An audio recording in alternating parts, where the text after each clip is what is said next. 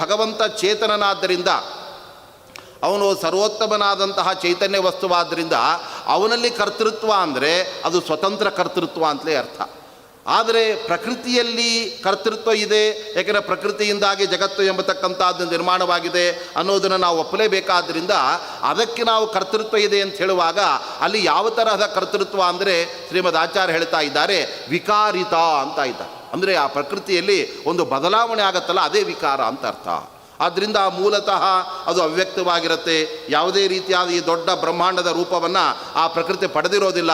ಅಂತಹ ಮೂಲಭೂತವಾಗಿ ಅವ್ಯಕ್ತವಾಗಿರ್ತಕ್ಕಂತಹ ಪ್ರಕೃತಿಗೆ ಆ ವ್ಯಕ್ತವಾದಂತಹ ಬ್ರಹ್ಮಾಂಡ ರೂಪತ್ವ ಬರೋದೇನಿದೆಯಲ್ಲ ಅದೇ ವಿಕಾರ. ಈ ವಿಕಾರಿತ್ವ ರೂಪವಾಗಿರ್ತಕ್ಕಂತಹ ಕರ್ತೃತ್ವ ಈ ಜಡವಾಗಿರ್ತಕ್ಕಂತಹ ಆ ಒಂದು ಪ್ರಕೃತಿಯಲ್ಲಿ ಇದೆ. ಭಗವಂತನಲ್ಲಿ ಸ್ವತಂತ್ರ ಕರ್ತೃತ್ವ ಎಂಬತಕ್ಕಂಥದ್ದಿದೆ. ಆದ್ದರಿಂದ ಯಾವುದೇ ರೀತಿಯಾಗಿರ್ತಕ್ಕಂಥ ದೋಷ ಇಲ್ಲ. ಒಂದು ವೇಳೆ ಭಗವಂತನೇ ಜಗತ್ತಿಗೆ ಉಪಾದಾನ ಕಾರಣನೂ ಆಗಿದ್ದಾನೆ ಅಂತ ನಾವು ಹೇಳಿಬಿಟ್ರೆ, ಹಾಗಾದರೆ ಯಾವುದು ಉಪಾದಾನ ಕಾರಣವೋ ಅದರಲ್ಲಿ ವಿಕಾರ ಉಂಟಾಗತ್ತೆ. ಈಗ ಮಣ್ಣೆ ಮಡಕೆಯಾದಾಗ ಆ ಮಣ್ಣಿನಲ್ಲಿ ವಿಕಾರ ಉಂಟಾಯಿತು. ಯಾಕೆಂದರೆ ಮೊದಲು ಮಣ್ಣದು ಗುಂಪು ಗುಂಪಾಗಿ ಇತ್ತು, ಉಂಡೆಯಂತೆ ಇತ್ತು. ಅನಂತರ ಅದು ಮಡಕೆಯಾದಾಗ ಅದರಲ್ಲಿ ಒಂದು ಬದಲಾವಣೆ ವಿಕಾರ ಎಂಬತಕ್ಕಂಥದ್ದಾಯಿತು. ಆದ್ದರಿಂದ ಈ ವಿಕಾರ ಎಂಬುದೇನಿದೆ ಅದು ಕೂಡ ಒಂದು ದೋಷವಾಗಿ ಭಗವಂತನಲ್ಲಿ ಅದು ಪರಿಗಣಿತವಾಗುವಂತಹ ಪ್ರಸಂಗ ಬರುತ್ತೆ. ಆದ್ದರಿಂದ ಭಗವಂತನಿಗೆ ಇಂತಹ ವಿಕಾರಿತ್ವವನ್ನು ಯಾವ ಸಂದರ್ಭದಲ್ಲೂ ಒಪ್ಪೋದಕ್ಕೆ ಆಗೋದಿಲ್ಲ. ಅವನು ನಿರ್ವಿಕಾರ ಶಶ್ವದೇಕ ಪ್ರಕಾರ ಅಂತ ವೇದಗಳಲ್ಲಿ ಭಗವಂತನ ವ್ಯಕ್ತಿತ್ವವನ್ನು ಅಲ್ಲಿ ವರ್ಣನೆ ಮಾಡಲಾಗಿದೆ. ಯಾವುದೇ ಸಂದರ್ಭದಲ್ಲಿ ಅದು ಪ್ರಳಯ ಕಾಲವಾಗಿರಲಿ ಸೃಷ್ಟಿಕಾಲವಾಗಿರಲಿ ಭಗವಂತನಲ್ಲಿ ಯಾವುದೇ ಕಾರಣದಿಂದ ಈ ವಿಕಾರ ಅನ್ನತಕ್ಕಂಥದ್ದು ಬದಲಾವಣೆ ಎಂಬತಕ್ಕಂಥದ್ದು ಅದು ಬರೋದಕ್ಕೆ ಸಾಧ್ಯ ಇಲ್ಲ. ಈ ಜೀವನಿಗೆ ಅಂತಹ ವಿಕಾರಗಳೆಲ್ಲ ಇದೆ. ಆ ಜೀವನಿಗೆ ಅವನಿಗೆ ಸೂಕ್ಷ್ಮವಾದಂತಹ ಒಂದು ಶರೀರ ಇರುತ್ತೆ. ಅವನು ಸೃಷ್ಟಿಗೆ ಬರಬೇಕಾದ್ರೆ ಅವನಿಗೆ ಒಂದು ಸ್ಥೂಲ ದೇಹ ಅವನಿಗೆ ಬರುತ್ತೆ. ಹಾಗಾದರೆ ಸ್ಥೂಲ ದೇಹದ ಮೂಲಕ ಆ ಜೀವನಿಗೆ ವಿಕಾರಿತ್ವ ಎಂಬತಕ್ಕಂಥದ್ದು ಬಂತು. ಅದು ಒಂದು ದೋಷ ಅಂತ ಶಾಸ್ತ್ರದಲ್ಲಿ ಅದು ಪರಿಗಣಿತವಾಗಿದೆ. ಹಾಗಾದರೆ ಭಗವಂತನಿಗೆ ನಾವು ಕಾರಣತ್ವವನ್ನು ಹೇಳಬೇಕು. ಆದರೆ ಯಾವುದೇ ಸಂದರ್ಭದಲ್ಲಿ ಅದರಿಂದ ಅವನಲ್ಲಿ ಯಾವ ತರಹದ ದೋಷಗಳು ಬಂದಿರಬಾರ್ದು. ಆ ಹಿನ್ನೆಲೆಯಲ್ಲಿ ಭಗವಂತನ ಜಗತ್ ಕಾರಣತ್ವವನ್ನು ನಾವು ವಿಶ್ಲೇಷಣೆ ಮಾಡಲಿಕ್ಕೆ ಹೊರಟಾಗ ಆ ಸಂದರ್ಭದಲ್ಲಿ ನಮಗೆ ಮಧ್ವ ಸಿದ್ಧಾಂತದ ಹಿನ್ನೆಲೆಯಲ್ಲಿ ನಮಗೆ ಅಲ್ಲಿ ಪರಿಹಾರದ ಉಪಾಯ ಯಾವುದು ಅನ್ನತಕ್ಕಂಥದ್ದನ್ನು ನಾವು ವಿಮರ್ಶೆ ಮಾಡಿದಾಗ ಭಗವಂತನಿಗೆ ಸ್ವತಂತ್ರವಾದ ಕರ್ತೃತ್ವ ಇದೆ, ಪ್ರಕೃತಿಗೆ ವಿಕಾರಿತ್ವ ಎಂಬತಕ್ಕಂಥ ಕರ್ತೃತ್ವ ಇದೆ. ಅದು ಪ್ರತ್ಯೇಕ ಬೇರೆ ಬೇರೆಯೇ ಆಗಿದೆ. ಅದಕ್ಕೋಸ್ಕರ ಭಗವಂತನೇ ಜಡವಾದ ಪ್ರಕೃತಿ ಆಗಬೇಕಾದ ಅವಶ್ಯಕತೆ ಇಲ್ಲ. ಹಾಗೆ ಭಗವಂತನಿಗೆ ಜಡದ ಅಭೇದವನ್ನು ನಾವು ಹೇಳಿಬಿಟ್ರೆ ಆವಾಗ ಜಡದಲ್ಲಿರ್ತಕ್ಕಂಥ ದೋಷಗಳೆಲ್ಲ ಆ ಭಗವಂತನಲ್ಲಿ ಬಂದು ಬಿಡತಕ್ಕಂಥ ಪ್ರಸಂಗ ಬರುತ್ತೆ. ಏಕೆಂದರೆ ಜಡದಲ್ಲಿ ನಾಶ ಎಂಬತಕ್ಕಂಥದ್ದಿದೆ, ಅದು ನಶ್ವರವಾಗಿದೆ. ಅದರಲ್ಲಿ ಬೇರೆ ಬೇರೆ ವಿಕಾರಾದಿ ದೋಷಗಳಿದೆ. ಆವಾಗ ಜಡದ ಅಭೇದವನ್ನು ನಾವು ಭಗವಂತನಲ್ಲಿ ನಾವು ಹೇಳಿಬಿಟ್ಟಾಗ ಆ ಎಲ್ಲ ಜಡದಲ್ಲಿರ್ತಕ್ಕಂಥ ದೋಷ ಭಗವಂತನಲ್ಲಿ ಬಂದು ಭಗವಂತನನ್ನು ಗುಣಪೂರ್ಣ ಅಂತ ನಾವು ಪ್ರತಿಪಾದನೆ ಮಾಡುವ ಬದಲು ಅವನಿಗೆ ಪ್ರಕೃತಿಯಿಂದ ಅಭೇದವನ್ನು ಹೇಳಿ ಅವನ ಎಲ್ಲ ದೋಷಗಳ ನೆಲೆಯೇ ಆಗಿಬಿಡ್ತಾನೆ. ಆ ರೀತಿಯಾಗಿ ಭಗವಂತನ ನಿರ್ದಿಷ್ಟವಾದ ವ್ಯಕ್ತಿತ್ವವನ್ನು ನಾವು ಹೇಳಿದಂತೆ ಆಗೋದಿಲ್ಲ. ಆ ಹಿನ್ನೆಲೆಯಲ್ಲಿ ಆ ಭಗವಂತನ ಒಂದೊಂದು ಅಂಶಗಳನ್ನು ನಾವು ವಿಶ್ಲೇಷಣೆ ಮಾಡುವಾಗಲೂ ಕೂಡ ಮೊಟ್ಟ ಮೊದಲು ಭಗವಂತನಲ್ಲಿ ಏನು ಗುಣಪೂರ್ಣತ್ವವನ್ನು ಮತ್ತು ನಿರ್ದೋಷತ್ವವನ್ನು ಹೇಳಿದ್ದಾರೆ ಅದಕ್ಕೆ ಧಕ್ಕೆ ಬಾರದಂತೆ ಅಲ್ಲೆಲ್ಲ ನಾವು ವಿಚಾರಗಳನ್ನು ಅಲ್ಲಿ ಪ್ರತಿಪಾದನೆ ಮಾಡಬೇಕು ಅನ್ನತಕ್ಕಂಥ ಅಂಶವನ್ನು ಮಧ್ವ ಸಿದ್ಧಾಂತದಲ್ಲಿ ಮಾತ್ರ ನಾವು ಅದನ್ನು ಗಮನಿಸ್ತಾ ಇದ್ದೇವೆ. ಹೀಗೆ ಪ್ರತಿಯೊಂದು ವಿಚಾರಗಳಲ್ಲೂ ಕೂಡ ನಾವು ಶ್ರುತಿ ಮತ್ತು ಸೂತ್ರಗಳಿಗೆ ವಿರೋಧ ಬಾರದಂತೆ, ಭಗವಂತನ ನಿಜವಾದ ವ್ಯಕ್ತಿತ್ವಕ್ಕೆ ಕುಂದು ಕೊರತೆಗಳು ಬಾರದಂತೆ ಅವನ ಸ್ವರೂಪವನ್ನು ಪ್ರತಿಪಾದನೆ ಮಾಡ್ತಕ್ಕಂಥದ್ದೇನಿದೆಯಲ್ಲ ಅದೇ ನಿಜವಾಗಿರ್ತಕ್ಕಂತಹ ದರ್ಶನಗಳ ಒಂದು ಗುರಿಯಾಗಬೇಕಾಗತ್ತೆ. ಯಾವುದೇ ಸಂದರ್ಭದಲ್ಲಿ ಅದಕ್ಕೆ ನಾವು ಬಳಸಿಕೊಳ್ಳುವ ಪ್ರಮಾಣಗಳು ದುರ್ಬಲವಾಗಿ ಬಿಟ್ಟರೆ ಅಥವಾ ಆ ಪ್ರಮಾಣಗಳೇ ದೋಷಪೂರಿತವಾಗಿ ಬಿಟ್ಟರೆ ಅಂತಹ ದುರ್ಬಲವಾದ ದೋಷಪೂರಿತವಾದ ಪ್ರಮಾಣಗಳಿಂದ ನಮಗೆ ಸಿದ್ಧವಾಗತಕ್ಕಂಥ ವಿಚಾರಗಳೇನಿದೆಯಲ್ಲ ಅವು ದುರ್ಬಲವಾಗಿ ಅವುಗಳು ಮೌಲ್ಯರಹಿತವಾಗಿ ಎಲ್ಲರಿಗೂ ಕೂಡ ಅವುಗಳು ಆದೃತವಾಗೋದಕ್ಕೆ ಅಲ್ಲಿ ಸಾಧ್ಯ ಇಲ್ಲ ಅನ್ನತಕ್ಕಂಥ ಪ್ರಶ್ನೆ ಬರುತ್ತೆ. ಅದರಿಂದ ಯಾವುದೇ ವಿಚಾರವನ್ನು ನಾವು ಸಮರ್ಥನೆ ಮಾಡುವಾಗ ಅದರಿಂದ ನಮಗೇನು ಪ್ರಯೋಜನ ಬರುತ್ತೆ ಅನ್ನೋದಕ್ಕಿಂತ ಹೆಚ್ಚಾಗಿ ಅದು ಎಷ್ಟರ ಮಟ್ಟಿಗೆ ಪ್ರಮಾಣಬದ್ಧವಾಗಿದೆ ಅನ್ನೋದು ನಮಗೆ ಬಹಳ ಮುಖ್ಯವಾಗಿರ್ತಕ್ಕಂಥದ್ದು. ಯಾವಾಗಲೂ ಕೂಡ ಮಾನಾಧೀನ ಮೇಯ ಸಿದ್ಧಿ ಅಂತ ಜ್ಞಾನಿಗಳ ಒಂದು ವಚನ ಎಂಬತಕ್ಕಂಥದ್ದಿದೆ. ಪ್ರಮಾಣಗಳಿಂದ ಯಾವತ್ತೂ ಒಂದು ಪ್ರಮೇಯ ಒಂದು ವಿಚಾರ ಸಿದ್ಧವಾಗುತ್ತೆ ಹೊರತಾಗಿ ಅದು ಬಿಟ್ಟು ಪ್ರಯೋಜನ ಏನಿದೆ ಅದರ ಮೇಲೆ ಒಂದು ವಸ್ತು ಸಿದ್ಧವಾಗೋದಿಲ್ಲ. ಅದಕ್ಕೆ ನಮ್ಮ ಜಯತೀರ್ಥರ ಒಂದು ಉದಾಹರಣೆ ಕೊಡ್ತಾರೆ ನೋಡಿ. ಒಬ್ಬ ಮರುಭೂಮಿಯಲ್ಲಿ ಸಹರಾ ಮರುಭೂಮಿ ಒಂದು ಹನಿ ನೀರು ಕೂಡ ಇಲ್ಲದೇ ಇರತಕ್ಕಂಥ ಜಾಗಕ್ಕೆ ಒಬ್ಬ ಹೋಗಿ ನನಗೆ ತುಂಬ ಬಾಯಾರಿಕೆಯಾಗಿಬಿಟ್ಟಿದೆ, ಆದ್ದರಿಂದ ಇಲ್ಲಿ ನೀರು ಸಿಕ್ಕರೆ ನನ್ನ ಬಾಯಾರಿಕೆ ಹೋಗುತ್ತೆ, ಆದ್ದರಿಂದ ನನ್ನ ಬಾಯಾರಿಕೆಯನ್ನು ಪರಿಹಾರ ಮಾಡುವುದೇ ಇಲ್ಲೊಂದು ಪ್ರಯೋಜನ ನೀರಿಗೆ, ಆ ಪ್ರಯೋಜನ ಇರೋದರಿಂದ ಇಲ್ಲಿ ನೀರು ಬರಲಿ ಅಂತ ಅವನು ಅಂದ್ಕೊಳ್ತಾ ಕೂತ್ಕೊಂಡ್ರೆ ಆ ಮರುಭೂಮಿಯಲ್ಲಿ ಎಲ್ಲಿ ನೀರು ಬರಬೇಕು? ಕೊನೆಗೆ ಇವನೇ ನೀರಿಲ್ಲದೆ ಸತ್ತು ಹೋಗೋ ಪ್ರಸಂಗ ಬರುತ್ತೆ. ಹಾಗಾದರೆ ಯಾವಾಗಲೂ ಕೂಡ ಒಂದು ವಸ್ತು ಸಿದ್ಧಿಯಾಗೋದು ಪ್ರಯೋಜನ ಅಧೀನವಲ್ಲ, ಅದು ಪ್ರಮಾಣದ ಅಧೀನವಾಗಿದೆ. ಆದ್ದರಿಂದ ನಮ್ಮ ಕಣ್ಣಿಗೆ ಒಂದು ಜಲಾಶಯ ಕಾಣಿಸ್ತಾ ಇತ್ತು ಅಂದರೆ ಅದರಿಂದ ಇಲ್ಲಿ ನೀರಿದೆ ಅಂತ ಅವನು ತಿಳ್ಕೊಳ್ಳಬೋದೇ ಹೊರತಾಗಿ ಯಾವತ್ತೂ ಕೂಡ ಪ್ರಯೋಜನವನ್ನು ಇಟ್ಕೊಂಡು ನಾವು ವಸ್ತುವನ್ನು ನಾವು ಸಾಧನೆ ಮಾಡ್ತಕ್ಕಂಥದ್ದಲ್ಲ. ಅದಕ್ಕೆ ಸರಿಯಾದಂತಹ ಪ್ರಮಾಣದ ಒಂದು ಭದ್ರ ಬುನಾದಿ ಇದ್ದಾಗಲೇ ಆ ಸಂದರ್ಭದಲ್ಲಿ ಅದರಿಂದ ನಮಗೆ ಸರಿಯಾದಂತಹ ವಿಚಾರಗಳು ನಮಗೆ ಹೊರಹೊಮ್ಮುತ್ತವೆ ಅನ್ನತಕ್ಕಂಥ ದೃಷ್ಟಿಯಿಂದಲೇ ನಮ್ಮ ಶ್ರೀಮದಾಚಾರ್ಯರು ಅವರು ಈ ಒಂದು ತಮ್ಮ ಸಿದ್ಧಾಂತದ ಮೂಲಕ ಅವರಿಗೆ ಸತ್ಯಶೋಧನೆಯನ್ನು ಮಾಡಲು ಹೊರಟಾಗ ಅದರಿಂದ ಸಜ್ಜನರಿಗೆ ಯುಕ್ತಾಯುಕ್ತ ವಿವೇಚನೆ ಎಂಬತಕ್ಕಂಥದ್ದು ಬರುತ್ತೆ. ನಮಗೆ ಈ ಜಗತ್ತು ಅದು ನಶ್ವರವಾದ್ದರಿಂದ ಅದರ ಕಡೆ ನಾವು ಹೆಚ್ಚು ಗಮನವನ್ನು ಹಾಕ್ತಕ್ಕಂಥದ್ದಲ್ಲ.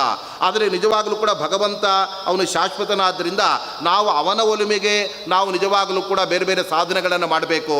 ಈ ಭೌತಿಕವಾದ ಸುಖವನ್ನು ಪಡೆಯುತ್ತಾ ಈ ನಶ್ವರವಾದ ದೇಹ, ಈ ನಶ್ವರವಾದ ಪ್ರಪಂಚದಲ್ಲಿ ನಾವು ಎಷ್ಟು ದಿನ ಇರೋದಕ್ಕೆ ಸಾಧ್ಯವಾಗುತ್ತೆ ಅಂತ ಅವನಿಗೆ ಅಂತರಂಗದಲ್ಲಿ ವಿಶ್ಲೇಷಣೆ ಮಾಡೋದಕ್ಕೆ ಅವಕಾಶವಾಗುವಂತೆ ಅವನಿಗೆ ನಶ್ವರದಿಂದ ಆ ಬೇರ್ಪಟ್ಟಂತಹ ಆ ಶಾಶ್ವತವಾದ ವಸ್ತು ಇದು ಅಂತ ಅವರಿಗೆ ತಿಳಿಸ್ಕೊಡಬೇಕಾಗತ್ತೆ. ಅದೇ ತರಹ ಅವನಿಗೆ ಅಸತ್ಯವಾದ ವಸ್ತುವಿಗಿಂತ ಸತ್ಯವಾದ ವಸ್ತು ಯಾವುದು ಅಂತ ಒಂದು ಸತ್ಯವಾದ ವಿಚಾರವನ್ನು ಅವರು ಸಜ್ಜನರಿಗೆ ನೀಡಿದಾಗ ಅದರಿಂದ ಅವನಿಗೆ ಯುಕ್ತಾಯುಕ್ತ ವಿವೇಚನೆ ಬರುತ್ತೆ. ಆವಾಗ ನನ್ನ ಗುರಿ ಇದು, ನಾನು ಇದನ್ನು ಮಾಡಬೇಕಾದದ್ದು, ಇದನ್ನು ನಾನು ಮಾಡಬಾರ್ತಕ್ಕದ್ದು ಅನ್ನತಕ್ಕಂಥ ವಿಚಾರ ಅವನಿಗೆ ಬರುತ್ತೆ. ಒಂದು ವೇಳೆ ಈ ಜಗತ್ತನ್ನೇ ಇದು ಸುಳ್ಳು, ಜಗತ್ತು ಮಿಥ್ಯಾಭೂತವಾಗಿದೆ ಅಂತ ಆ ಇತರ ದರ್ಶನಗಳ ಪ್ರತಿಪಾದನೆ ಮಾಡಿದಾಗ ಅದರಿಂದ ನಮ್ಮ ಕಣ್ಣಿಗೆ ಕಾಣತಕ್ಕಂತಹ ಈ ಜಗತ್ತನ್ನೇ ನಿರಾಕರಣೆ ಮಾಡಿದಾಗ ಆ ಸಂದರ್ಭದಲ್ಲಿ ನಮಗೆ ಎಲ್ಲ ನಶ್ವರವಾದ್ದರಿಂದ ಏನು ಮಾಡಬೇಕು ಅಂತ ಅವನಿಗೆ ಗೋಚರವಾಗೋದೆ. ಆವಾಗ ತನ್ನ ಎಲ್ಲ ಕ್ರಿಯೆಗಳಿಂದ ಅವನು ಹಿಂದೆ ಉಳಿದು ಬಿಡ್ತಾನೆ. ಋಷಿಮುನಿಗಳೆಲ್ಲ ಈ ವೈವಿಧ್ಯಮಯವಾದ ಈ ಜಗತ್ತನ್ನು ನೋಡಿ ಇದರ ಹಿನ್ನೆಲೆಯಲ್ಲಿ ಭಗವಂತ ಎಷ್ಟು ಅಚಿಂತ್ಯದ್ಭುತ ಶಕ್ತಿಯನ್ನು ಪಡೆದಿದ್ದಾನೆ, ಆದ್ದರಿಂದ ಅವನು ಸೃಷ್ಟಿ ಮಾಡಿದ ಈ ಜಗತ್ತು ಸತ್ಯ ಅನ್ನೋದಕ್ಕೆ ಈ ಜಗತ್ತೇ ಅತ್ಯಂತ ಸಾಕ್ಷಿಯನ್ನು ಹೇಳ್ತಾ ಇರುವಾಗ ಅದಕ್ಕೆ ಪ್ರತ್ಯೇಕವಾದ ಪ್ರಮಾಣವೇ ಬೇಡ ಅಂತ ಆ ಭಗವಂತ ಸತ್ಯ, ಅವನು ಮಾಡಿರತಕ್ಕಂತಹ ವಿಶ್ವವು ಕೂಡ ಸತ್ಯವಾಗಿದೆ ಅಂತ ಅವರು ಸ್ವತಃ ತಿಳ್ಕೊಂಡು ಅದರ ಬಗ್ಗೆ ಗೊಂದಲವೇ ಇಲ್ಲದೆ ಆ ಭಗವಂತನ ಬಗ್ಗೆ ಮತ್ತೇನು ವಿಶೇಷವನ್ನು ನಾವು ತಿಳ್ಕೊಳ್ಬೇಕು ಅಂತ ಅದರ ಬಗ್ಗೆ ಅವರು ವಿಚಾರ ಮಾಡ್ತಾರೆ ಹೊರತಾಗಿ ಈ ಜಗತ್ತೇ ಸುಳ್ಳು, ಆದ್ದರಿಂದ ಮುಂದೆ ಏನು ಮಾಡಬೇಕು ಅಂತ ಆ ಜಗತ್ತಿನ ನಿರಾಕರಣೆ ಮಾಡಿದಾಗ ಅದರಿಂದ ಒಬ್ಬ ವ್ಯಕ್ತಿಗೆ ಯಾವುದರಲ್ಲಿ ಪ್ರವೃತ್ತಿ ಬರೋದಕ್ಕೆ ಅಲ್ಲಿ ಸಾಧ್ಯ ಎಂಬತಕ್ಕಂಥದ್ದು ಆಗೋದಿಲ್ಲ. ಈ ದೃಷ್ಟಿಯಿಂದ ನಮಗೆ ಶ್ರೀಮದ್ ಆಚಾರ್ಯರ ಸಿದ್ಧಾಂತವನ್ನು ನಾವು ಅನುಸರಿಸಿದಾಗ ಅದರಿಂದ ನಮಗೆ ಇಂತಹ ಮೌಲ್ಯಯುತವಾದ ವಿಚಾರಗಳೇ ನಮಗೆ ಎಲ್ಲ ಸಂದರ್ಭದಲ್ಲೂ ಕೂಡ ಸಿಗತ್ತೆ. ಅವರು ಅಸತ್ಯದಿಂದ ಸೋಸಿ ತೆಗೆದ ಸತ್ಯವನ್ನು ನಮ್ಮ ಮುಂದೆ ಇಟ್ಟು ಅವರು ಹೇಳ್ತಾ ಇದ್ದಾರೆ, ನೋಡಿ ಇದರಿಂದ ನೀವೇನು ಮುಂದೆ ನೀವು ಮಾಡಬೇಕಾದಂತಹ ಕರ್ತವ್ಯ ಅದರ ಬಗ್ಗೆ ನೀವು ವಿವೇಚನೆಯನ್ನು ಮಾಡಿಕೊಂಡು ಅದರಲ್ಲಿ ಪ್ರವೃತ್ತರಾದಾಗ ಅದರಿಂದ ನಮ್ಮ ಜನ್ಮ ಸಾಫಲ್ಯ, ಅದರಿಂದ ನಮ್ಮ ಜನ್ಮದ ಗುರಿಯನ್ನು ನಾವು ಮುಟ್ಟೋದಕ್ಕೆ ಸಾಧ್ಯವಾಗುತ್ತೆ ಎಂಬುದಾಗಿ ಆ ದರ್ಶನಗಳೆಲ್ಲ ನಿಜವಾಗಲೂ ಕೂಡ ಎಲ್ಲ ದರ್ಶನಗಳು ಕೂಡ ಸಮಾಜಕ್ಕೆ ಅದು ಮಾರ್ಗದರ್ಶಕವಾಗೋದಕ್ಕೆ ಸಾಧ್ಯ ಇಲ್ಲ. ಅದು ಮಧ್ವ ದರ್ಶನ, ಪೂರ್ಣ ಪ್ರಜ್ಞ ದರ್ಶನ ಮಾತ್ರ ಸಮಾಜಕ್ಕೆ ಮಾರ್ಗದರ್ಶನ ಮಾಡಲು ಸಾಧ್ಯ ಅನ್ನೋದನ್ನು ನಾವು ಘಂಟಾಘೋಷವಾಗಿ ಹೇಳಬಹುದಾದಂತಹದ್ದಾಗಿದೆ. ಆದ್ದರಿಂದ ಅಂತಹ ಮಧ್ವ ಸಿದ್ಧಾಂತದ ಅನೇಕ ಪ್ರಮೇಯಗಳನ್ನು ಇದರ ತಳಹದಿಯಲ್ಲೇ ನಾವು ನೋಡಿದಾಗ ಶ್ರೀಮದ್ ಆಚಾರ್ಯರವರು ಸರ್ವಜ್ಞರು, ಅವರು ಹೇಳಿದಂತಹ ವಿಚಾರದಲ್ಲಿ ನಮಗೆ ಯಾವುದೇ ರೀತಿಯಾದ ಸಂದೇಹಗಳೇ ಇಲ್ಲ. ಆದರೂ ಕೂಡ ಸರಿಯಾದ ಪ್ರಮಾಣಗಳನ್ನು ನಾವು ತಿಳ್ಕೊಂಡು ಅನಂತರದಲ್ಲಿ ಆ ವಿಚಾರವನ್ನು ನಾವು ಮನಗಾಣಬೇಕು ಅನ್ನೋದಕ್ಕೋಸ್ಕರ ಮೊಟ್ಟ ಮೊದಲು ಶ್ರೀಮದ್ ಆಚಾರ್ಯರು ಇತರ ಗ್ರಂಥಗಳನ್ನೆಲ್ಲ ಅವರ ರಚನೆ ಮಾಡುವಾಗ ಪ್ರಮಾಣ ಲಕ್ಷಣ ಅಂತ ಒಂದು ಕೃತಿಯನ್ನು ರಚನೆ ಮಾಡಿ ಅದರಲ್ಲಿ ಅವರು ಹೇಳ್ತಾರೆ, ನೋಡಿ ಇತರ ದಾರ್ಶನಿಕರು ಹೇಳುವಂತೆ 5 ಪ್ರತ್ಯಕ್ಷಗಳು ಜ್ಞಾನೇಂದ್ರಿಯಗಳಿಂದ ನಮಗೆ ಬರುವ ಕಣ್ಣು, ಕಿವಿ, ಮೂಗು, ಚರ್ಮೇಂದ್ರಿಯಗಳಿಂದ ಬರುವ ಆ ತಿಳುವಳಿಕೆಗಳು ಅವುಗಳು ಒಂದು ರೀತಿ ಪ್ರಮಾಣವಾದರೆ ಅನಂತರ ಮನಸ್ಸಿನಿಂದ ನಮಗೆ ಮಾನಸ ಪ್ರತ್ಯಕ್ಷವೂ ಕೂಡ ಬರುತ್ತೆ. ಸುಖ ದುಃಖಗಳ ಪ್ರತ್ಯಕ್ಷ ಹೇಗೆ ಬರುತ್ತೆ ನಮಗೆ? ನಾವು ಕಣ್ಣಿನಿಂದ ಸುಖ ಯಾವುದು ದುಃಖ ಯಾವುದು ಅಂತ ನಮಗೆ ಗೊತ್ತಾಗೋದಿಲ್ಲ. ನಮ್ಮ ಅಂತರಂಗದಲ್ಲಿ ಮನಸ್ಸಿನಿಂದ ನಮಗೆ ಮಾನಸವಾದ ಆ ಸುಖ ದುಃಖಗಳ ಅನುಭವ ಬರುತ್ತೆ. ಹೀಗೆ ಪ್ರತ್ಯಕ್ಷಗಳು 6 ತರಹವೇ ಅಂತ ಉಳಿದ ಎಲ್ಲ ದಾರ್ಶನಿಕರು ಹೇಳಿಬಿಟ್ಟು ಶ್ರೀಮದ್ ಆಚಾರ್ಯರು ಹೇಳ್ತಾ ಇದ್ದಾರೆ, ಈ 6 ಪ್ರಮಾಣಗಳಲ್ಲ, ಇನ್ನೊಂದು ಪ್ರಮಾಣ ಇದೆ, ಅದು ಸಾಕ್ಷಿ ಇಂದ್ರಿಯ ಅಂತ ಅವ್ರು ಹೇಳ್ತಾ ಇದ್ದಾರೆ. ನಮ್ಮ ಸ್ವರೂಪಭೂತವಾದ ಅಂದರೆ ಆತ್ಮಸ್ವರೂಪಭೂತವಾದ ಸಾಕ್ಷಿ ಇಂದ್ರಿಯ ಅಂತ ಒಂದಿದೆ.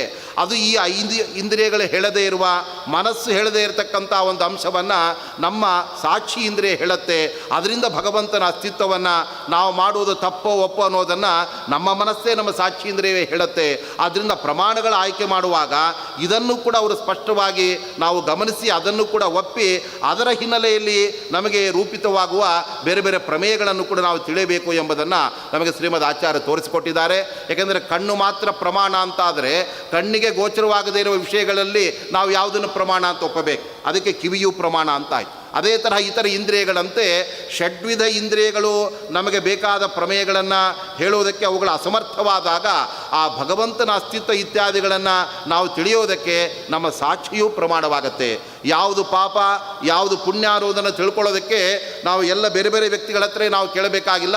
ನಾವು ನಮ್ಮ ಮನಸ್ಸನ್ನು ಚೆನ್ನಾಗಿ ಸೂಕ್ಷ್ಮವಾಗಿ ವಿಚಾರ ಮಾಡಿದರೆ ಸಾಕು. ಒಬ್ಬನಿಗೆ ದ್ರೋಹ ಮಾಡಿದರೆ, ಅವನಿಗೆ ಉಪದ್ರೋಹ ಮಾಡಿ ಕೆಟ್ಟದ್ದನ್ನು ಮಾಡಿದರೆ, ಮನೆಗೆ ಬಂದು ರಾತ್ರಿ ಮಲಗಿದಾಗ ಅವನ ಅಂತರಂಗ ಅವನ ಸಾಕ್ಷಿ ಹೇಳುತ್ತೆ, ನಾನು ಅವನಿಗೆ ಹಾಗೆ ಮಾಡಬಾರ್ದಾಗಿತ್ತು, ಅವನಿಗೆ ಕೆಟ್ಟದ್ದನ್ನು ಮಾಡಿದ್ದರಿಂದ ಅದು ತಪ್ಪು ಅಂತ ಅವನ ಅಂತರಂಗವೇ ಸಾಕ್ಷಿ ಹೇಳ್ತಾ ಇದೆ. ಹಾಗಾದರೆ ಇವೆಲ್ಲ ಸಮಾಜದ ಒಳಿತಿಗೆ ಎಷ್ಟು ಉಪಯುಕ್ತವಾದಂತಹ ಅಂಶಗಳು. ಅವುಗಳ ಹಿನ್ನೆಲೆಯಲ್ಲಿ ಶ್ರೀಮದ್ ಆಚಾರ್ಯರು ಹೇಗೆ ತಮ್ಮ ಆ ಸುಭದ್ರವಾದ ಆ ಪ್ರಮಾಣಗಳ ತಳಹದಿಯಲ್ಲಿ ಆ ಸಿದ್ಧಾಂತವನ್ನು ಅವರು ಸ್ಥಾಪನೆ ಮಾಡಿದ್ದಾರೆ ಎಂಬುದನ್ನು ನೋಡಿದಾಗ ನಮಗೆ ಅಂತೇ ಸಿದ್ಧಸ್ತು ಸಿದ್ಧಾಂತಹ ಮಧ್ವಸ್ಯಾಗಮೇವಹಿ ಅಂತ ವಾದಿರಾಜ ಗುರುಸಾರ್ವಭೌಮರು ಏನು ಮಾತನ್ನು ಹೇಳಿದ್ದಾರೆ ಅದು ಅಕ್ಷರಶಃ ಸತ್ಯವಾದದ್ದು. ಅದರ ಹಿನ್ನೆಲೆಯಲ್ಲಿ ದುರಾಗ್ರಹಗಳ ಹೀನರಾಗಿ ಸರಿಯಾದ ಒಂದು ವಿವೇಚನಾ ಶಕ್ತಿಯಿಂದ ಯಾವುದು ಸರಿಯಾದದ್ದು ಅಂತ ವಿಚಾರ ಮಾಡಲಿಕ್ಕೆ ಹೊರಟಾಗ ಇತರರಿಗೂ ಕೂಡ ಆ ಪ್ರಮಾಣಗಳು ಆ ಮೂಲಕ ಅಲ್ಲಿರ್ತಕ್ಕಂತಹ ಸತ್ವ ಅದೆಲ್ಲ ನಮಗೆ ಗೊತ್ತಾಗುತ್ತಾದ್ದರಿಂದ ಆ ಹಿನ್ನೆಲೆಯಲ್ಲಿ ನಮ್ಮ ಮಧ್ವ ಸಿದ್ಧಾಂತದ ಅಧ್ಯಯನ ನಡೆದಾಗ ಆವಾಗಲೇ ಅದರ ಸಾರ್ಥಕತೆ ಎಂಬ ಅಂಶವನ್ನು ತಿಳಿಸ್ತಾ ಇವತ್ತಿನ ಈ ಉಪನ್ಯಾಸವನ್ನು ಇಲ್ಲಿಗೆ ಮುಕ್ತಾಯಗೊಳಿಸ್ತಾ ಇದೆ. ಶ್ರೀಕೃಷ್ಣಾರ್ಪಣ.